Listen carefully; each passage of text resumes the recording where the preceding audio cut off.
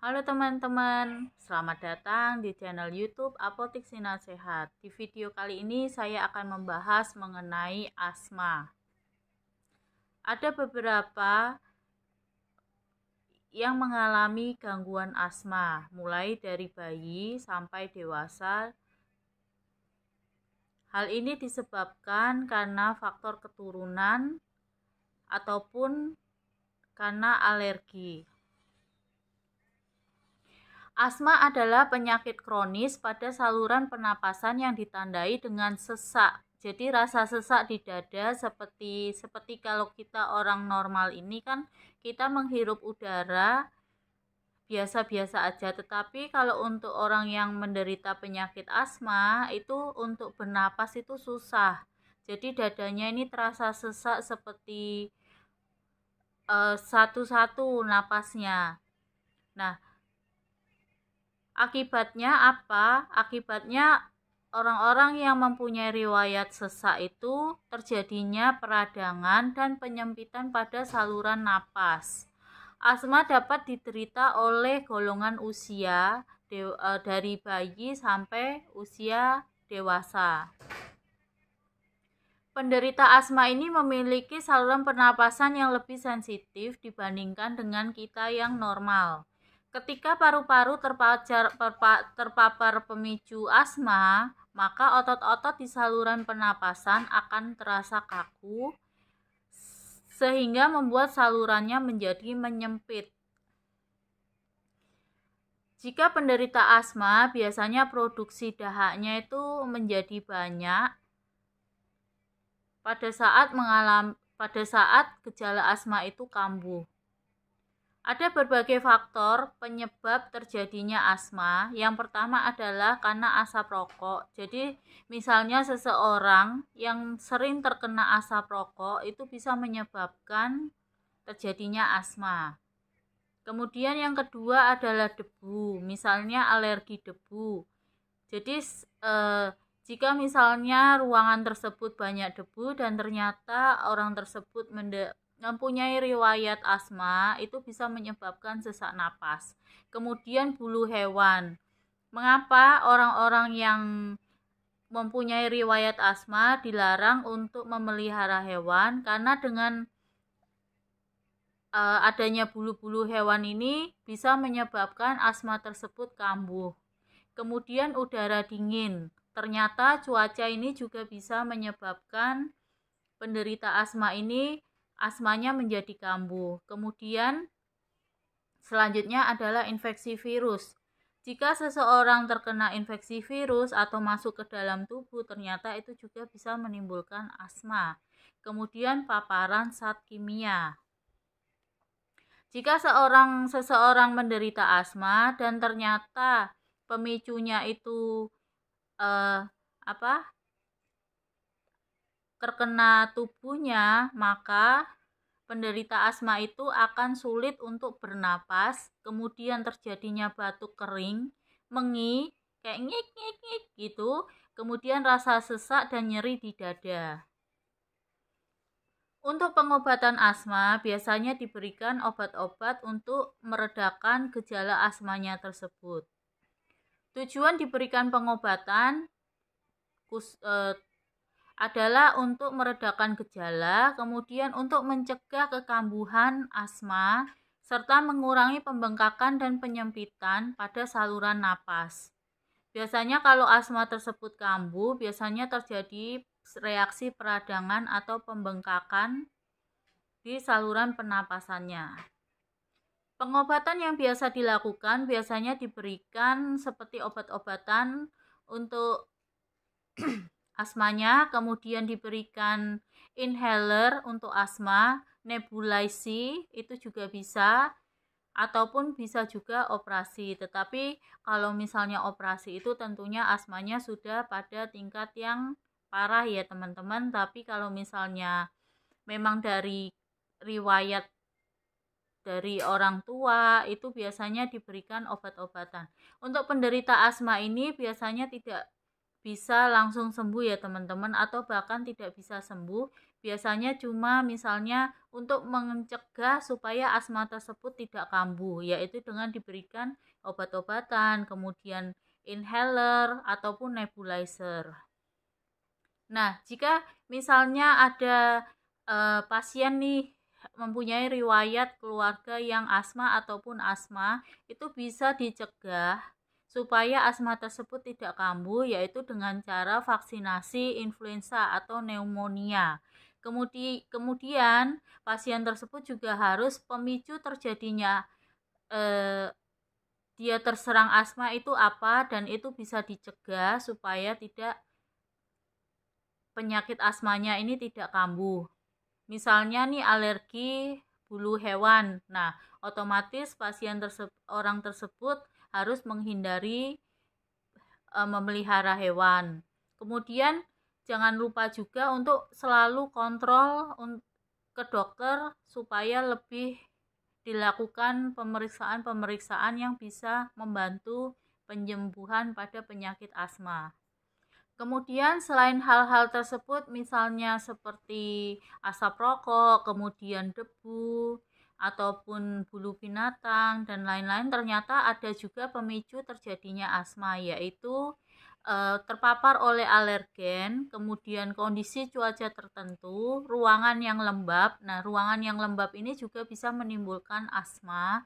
Kemudian berjamur ataupun berdebu, mengalami stres itu juga bisa menimbulkan asmanya kambuh. Kemudian emosi yang berlebih dan melakukan aktivitas yang berat. Nah, asma itu kan tidak bisa diprediksi ya teman-teman, tahu-tahu aja kambuh. Nah, pada saat kambuh, itu apa yang harus kita lakukan untuk meredakan asmanya tersebut supaya tidak semakin bengkak ataupun meradang, yaitu yang pertama, cara pertama adalah duduk dengan posisi tegak seperti ini, kemudian tarik napas dalam dan panjang.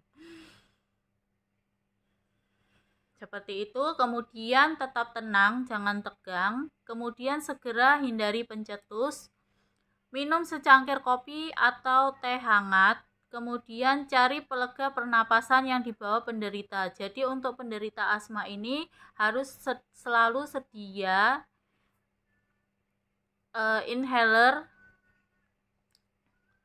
inhalasi ya. Jadi harus tersedia di tasnya. Jadi sewaktu-waktu asmanya kambuh itu langsung bisa disemprot untuk melegakan pernapasan.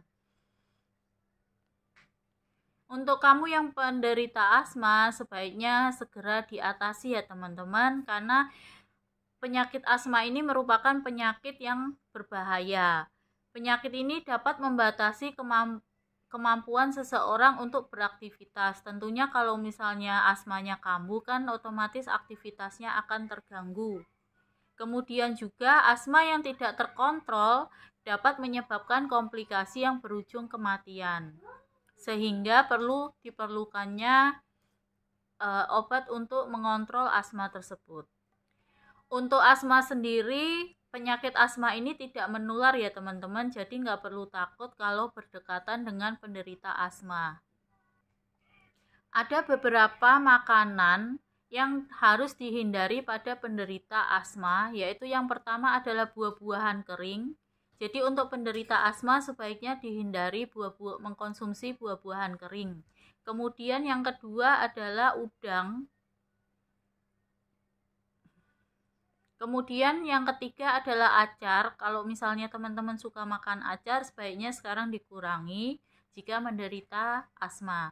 Kemudian makanan-makanan olahan dan susu atau produk susu. Itu semua merupakan pencetus alergi.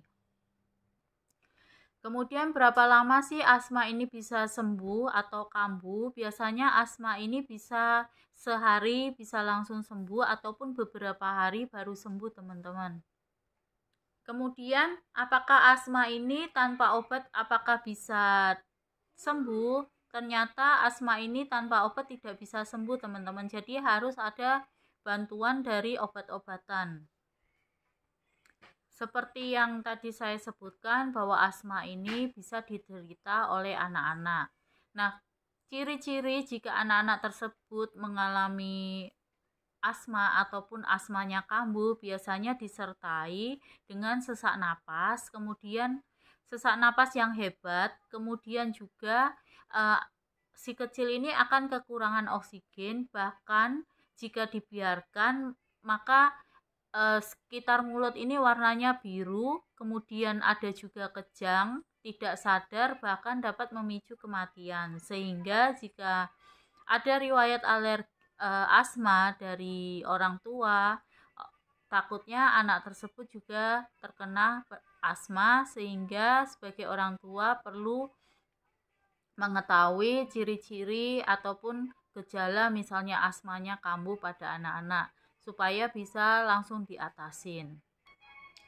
Vitamin-vitamin yang dapat menyembuhkan peradangan atau mengurangi peradangan pada asma itu bisa diberikan vitamin D, teman-teman. Jadi jika misalnya teman-teman mempunyai riwayat asma, bisa menggunakan atau mengkonsumsi vitamin D untuk mengurangi peradangan pada asmanya.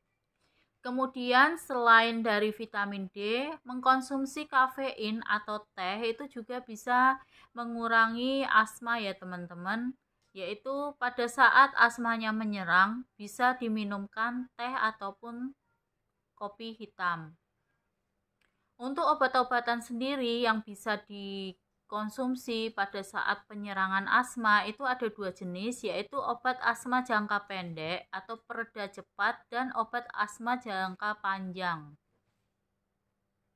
Obat asma jangka pendek berguna untuk melegakan pernapasan secara cepat selama serangan asma terjadi. Jadi misalnya teman-teman nih mengalami gejala asma, penyerangan asma, pada saat asma tersebut kambuh, nah segera memakai obat pereda asma yang cepat.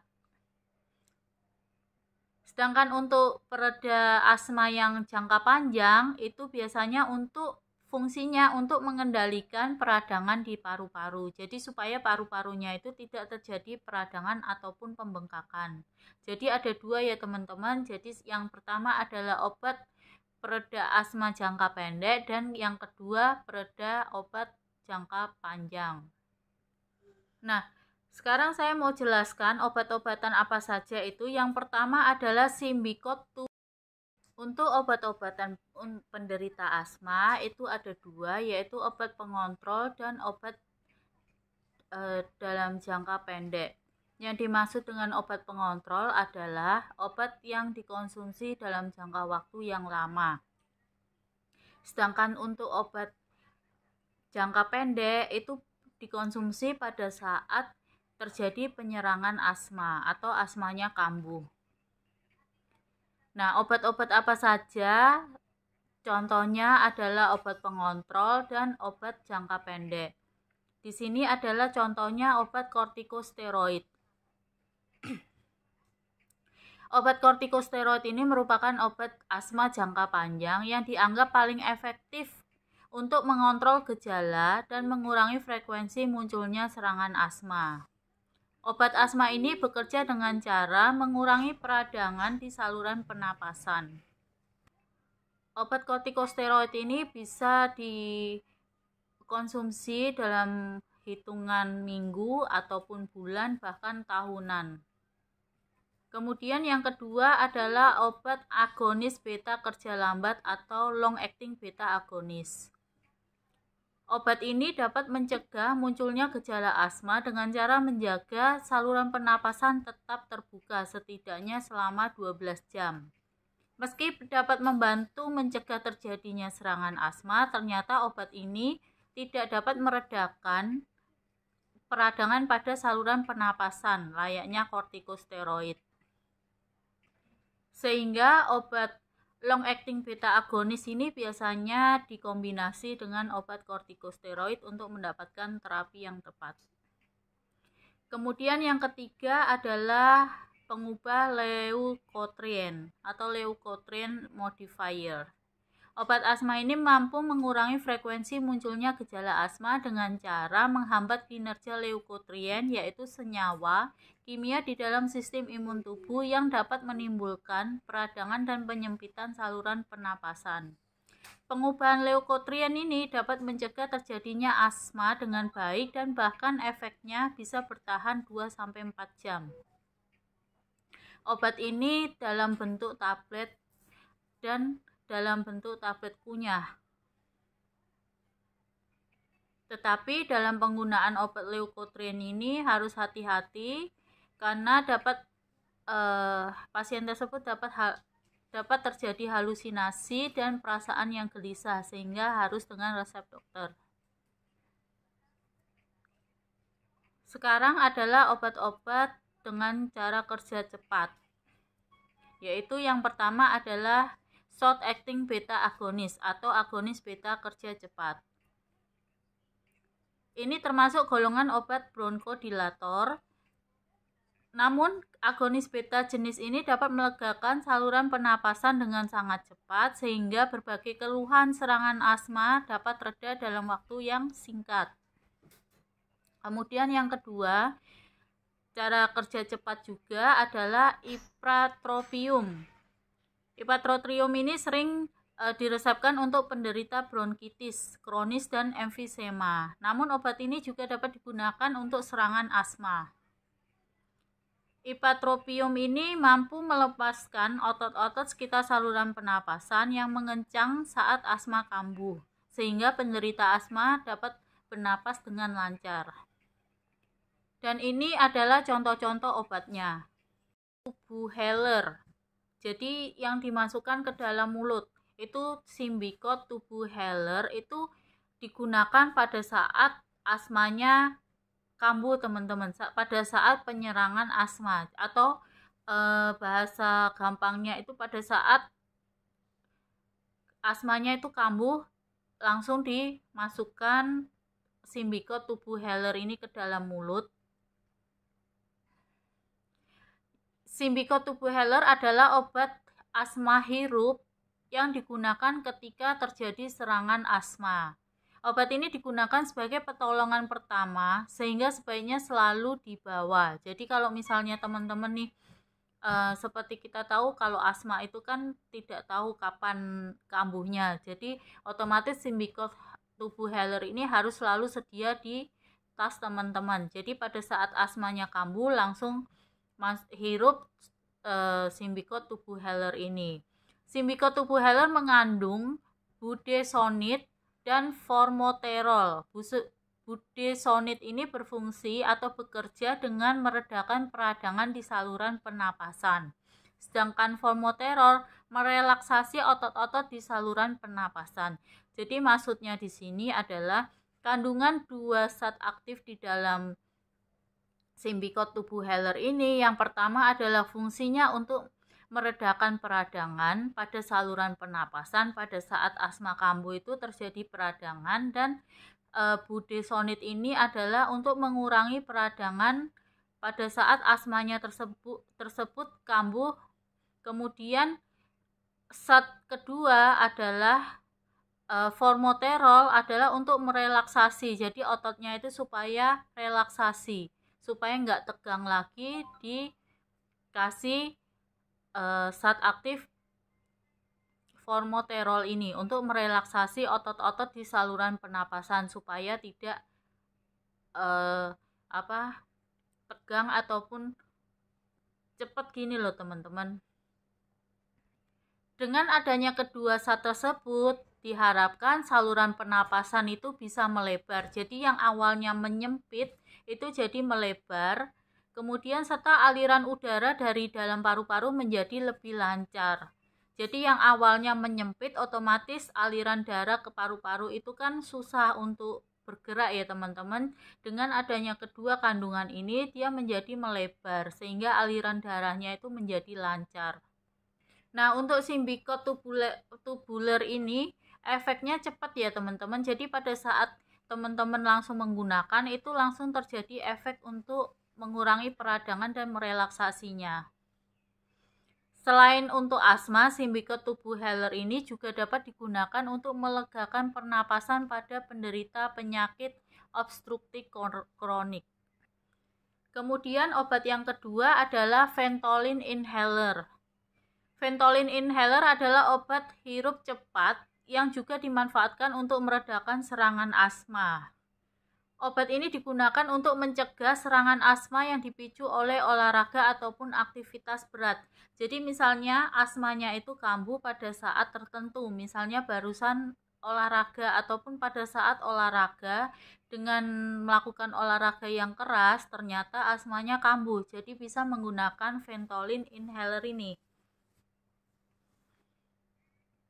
Ventolin inhaler ini mengandung salbutamol yang bekerja dengan cara melepaskan otot-otot saluran pernapasan yang menyempit. Jadi pada saat asmanya kambuh karena olahraga yang berat, itu kan asmanya menjadi paru-parunya menjadi nyempit nih, otot-ototnya menjadi menyempit, sehingga dengan menggunakan salbutamol ini jadi dia bisa melebar. Obat asma selanjutnya adalah Singulair. Singulair ini merupakan obat asma jangka panjang yang memiliki kandungan montelukast. Obat ini bekerja dengan cara memblokir leukotrin, yaitu zat peradangan yang memicu pembengkakan dan penyempitan saluran pernapasan. Perlu diketahui bahwa Singulair ini bekerja secara perlahan sehingga tidak bisa digunakan pada saat asma kambuh atau terjadi saat penyerangan asma. Obat asma ini dapat meringankan asma dan mencegah terjadinya kekambuhan. Mungkin itu saja teman-teman yang bisa diedukasikan, semoga bermanfaat, dan jangan lupa like, subscribe, share, dan nyalakan notifikasinya untuk mendapatkan edukasi-edukasi lainnya. Terima kasih. Yang kedua adalah obat Ventolin inhaler. Ventolin inhaler ini sama dengan yang sebelumnya Symbicort, tapi sama caranya dengan cara dimasukkan ke dalam mulut kemudian disemprot. Tetapi kalau Ventolin inhaler ini adalah obat hirup cepat yang juga bisa dimanfaatkan untuk meredakan pada saat serangan asma. Obat ini juga digunakan untuk mencegah serangan asma pada saat olahraga berat atau melakukan aktivitas berat. Jadi teman-teman jika misalnya olahraga berat, kemudian asmanya kambuh, nah ini bisa menggunakan Ventolin inhaler ini. Ventolin inhaler ini mengandung salbutamol yang bekerja dengan cara melemaskan otot-otot pada saluran pernapasan yang menyempit. Jadi saluran pernapasan yang menyempit itu sama salbutamol dibuat melebar, jadi supaya udaranya itu dapat masuk ke dalam paru-paru lebih lancar. Untuk Ventolin inhaler ini, jika misalnya serangan asma langsung menggunakan Ventolin, ini cepat kerjanya ya teman-teman, dan pada masa kerja obatnya itu lama, sekitar 3-5 jam obatnya bekerja ya teman-teman. Nah, untuk Ventolin ini teman-teman, jika misalnya ingin melakukan olahraga yang berat ataupun aktivitas yang berat, sebaiknya kalau misalnya teman-teman mempunyai riwayat asma, sebaiknya bisa menggunakan Ventolin inhaler ini sebelum melakukan aktivitas ataupun sebelum melakukan olahraga. Karena efeknya itu adalah 3-5 jam. Jadi supaya pada saat teman-teman melakukan olahraga atau aktivitas berat, maka tidak terjadi serangan asma. Kemudian nih, jika misalnya teman-teman mempunyai riwayat asma yang berat, dengan menggunakan inhalasi, tetapi asmanya masih tidak sembuh-sembuh, masih kambuh, apa yang harus dilakukan? Nah, ini ada obat yang biasanya digunakan untuk asma yang berat. Pada saat menggunakan inhalasi ataupun inhalasi itu tidak mempan, jadi bisa menggunakan obat ini, namanya Farbivan inhalation. Dapat digunakan untuk meredakan gejala serangan asma berat yang tidak mereda dengan obat inhaler. Jadi kalau inhaler nggak bisa mereda, bisa menggunakan Farbivan ini teman-teman. Obat asma ini yang digunakan dengan nebulizer mengandung 2 bahan aktif, yaitu ipratropium dan salbutamol. Jadi dia mempunyai 2 kandungan, yaitu ipratropium dan salbutamol. Sama seperti inhalasi yang lainnya, Fabifren ini bekerja dengan cara merelaksasi otot-otot saluran pernapasan, sehingga udara dapat mengalir lebih lancar dan penderita bisa bernapas lebih mudah. Jadi cara kerjanya sama seperti inhalasi sebelumnya. Kemudian efek ini dapat dirasakan dalam waktu 5 menit setelah digunakan. Jadi pada saat penyerangan asma berat, teman-teman menggunakan Farbifon ini, kemudian tidak lama asmanya akan sembuh dan teman-teman bisa dengan mudah untuk menghirup udara. Kemudian obat selanjutnya, teman-teman bisa juga menggunakan Combifen. Ini yang saya sebutkan adalah contoh-contoh obat asma ya teman-teman. Nah, untuk pemilihannya tergantung dari penyakit asmanya teman-teman, kira-kira parah atau enggak, ringan atau berat. Nah, yang sekarang ini adalah Combifen. Combifen ini berguna juga untuk meredakan dan mencegah munculnya gejala sesak napas ataupun mengis akibat asma. Obat asma ini mengandung bahan aktif ipratropium bromid dan salbutamol sulfat. Yang keduanya bekerja dengan cara melebarkan saluran pernapasan. Dengan begitu, aliran udara ke dalam paru-paru akan meningkat. Combifen ini biasanya digunakan jika salbutamol saja nggak cukup. Jadi meskipun minum salbutamol masih sesak, jadi perlu kombinasi, yaitu bisa menggunakan Combifen ini teman-teman. Combifen ini tersedia dalam bentuk cairan inhalasi yang diberikan melalui nebulizer, jadi menggunakan alat nebulizer teman-teman. Jadi dituangkan ke dalam seperti kalau nebulizer itu ada tempatnya teman-teman untuk masukin obatnya, kemudian kita uap ditaruh di sini teman-teman. Itu namanya nebulizer. Nah, efek obat ini bisa dirasakan dalam waktu 5 menit. Jadi setelah 5 menit efek obatnya ini sudah terasa. Jadi mulai sudah tidak sesak lagi. Kemudian obat ini bisa bertahan sampai 8 jam. Kemudian obat asma selanjutnya adalah asterin. Asterin ini komposisinya adalah terbutalin yang mengandung terbutalin. Obat ini digunakan untuk meringankan gejala mengi, kemudian batuk, dan sesak napas akibat asma. Jadi ini bentuknya tablet ya teman-teman, bukan inhalasi yang seperti tadi saya sebutkan. Kalau yang asterin ini bentuknya dalam bentuk tablet, sediaan tablet. Asterin dapat dijadikan pilihan ketika tidak ada obat asma hirup atau uap. Jadi teman-teman kalau misalnya tidak mempunyai obat hirup atau uap, bisa menggunakan asterin ini untuk melegakan atau mengurangi gejala asmanya.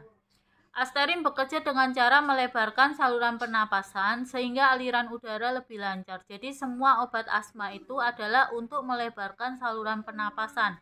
Karena kalau asmanya kambuh otomatis terjadi penyempitan. Nah, obat-obat asma ini adalah untuk melebarkan saluran pernapasan. Efek obat asma ini berbentuk tablet. Ini bisa dirasakan setelah 30-45 menit setelah diminum dan bertahan 5-7 jam. Jadi teman-teman bisa membedakan obat-obat yang bekerja dengan cara cepat dan bekerja dengan cara lama. Misalnya seperti tadi yang untuk inhalasi itu kan bekerjanya cepat, 5 menit sudah ada efek obatnya. Jadi napasnya langsung lega. Tetapi kalau dalam bentuk tablet itu biasanya agak lumayan lama baru efeknya bisa kerasa ya teman-teman, sekitar seperti kayak asterin ini 30-45 menit baru terasa efeknya. Nah, untuk asterin ini tidak boleh diberikan pada anak-anak usia di bawah 12 tahun ya teman-teman. Obat selanjutnya adalah Pulmicort. Kandungannya adalah budesonid. Dalam Pulmicort ini bekerja langsung pada paru-paru. Jadi budesonid ini atau nama merek dagangnya adalah Pulmicort itu langsung bekerja pada paru-paru dengan mengurangi peradangan pada saluran pernapasan. Peradangan ini bisa memicu saluran pernapasan untuk menyempit dan mengeluarkan lendir yang bisa menyumbat aliran udara. Obat asma berbentuk cairan inhalasi ini harus digunakan dengan alat hirup atau nebulizer. Jadi obat Pulmicort ini sama seperti dengan obat Combifen, yaitu dengan cara penggunaannya dengan bantuan nebulizer. Obat asma berbentuk cairan inhalasi, jadi harus menggunakan bantuan nebulizer. Sekarang Seretide inhaler. Apa itu Seretide inhaler? Itu juga merupakan obat yang semprot ya teman-teman. Seretide adalah salah satu obat asma jangka panjang. Jadi untuk yang jangka panjang ini adalah Seretide inhaler, salah satu obat asma jangka panjang. Obat ini mengandung salmeterol dan fluticasone propionat. Salmeterol ini bekerja dengan cara melebarkan saluran pernapasan di paru-paru sehingga aliran udara dapat mengalir dengan lebih lancar dan penderita bisa bernapas lebih mudah. Sementara kandungan kedua, fluticasone propionat, membantu meredakan peradangan di saluran pernapasan. Perlu yang teman-teman perhatikan bahwa Seretide ini tidak untuk mengatasi serangan asma akut. Obat ini perlu digunakan secara rutin untuk mengontrol asma agar tidak sering kambuh. Jadi obat yang Seretide ini adalah obat asma jangka panjang, jadi harus sering digunakan supaya asmanya itu tidak kambuh. Kemudian yang selanjutnya adalah eopilin retat, itu isinya adalah teopilin anhidrat 250 mg. Bermanfaat penanganan jangka panjang untuk gejala mengi, sesak napas, dan batuk akibat asma. Jadi teman-teman yang perlu nanti saya jelaskan dulu, nanti baru bedanya untuk jangka pendek dan jangka panjang ya teman-teman, supaya nanti teman-teman nggak bingung. Nah, eopilin bermanfaat untuk penanganan jangka panjang untuk gejala mengi, sesak napas, batuk akibat asma. Obat ini mengandung teofilin yang bekerja mengendurkan otot-otot di saluran pernapasan, sehingga udara dari dan menuju paru-paru dapat mengalir lebih lancar. Eopilin retat ini, jika teman-teman menggunakan obat ini, sebaiknya diberikan bersama makanan untuk mengurangi rasa mual dan muntah. Jadi efek sampingnya bisa menyebabkan mual dan muntah, sehingga diberikan setelah makan. Kemudian obat selanjutnya adalah Singulair. Singulair ini adalah obat asma jangka panjang yang memiliki kandungan montelukast. Obat ini bekerja dengan cara memblokir leukotrin, yaitu zat peradangan yang memicu pembengkakan dan penyempitan saluran pernapasan.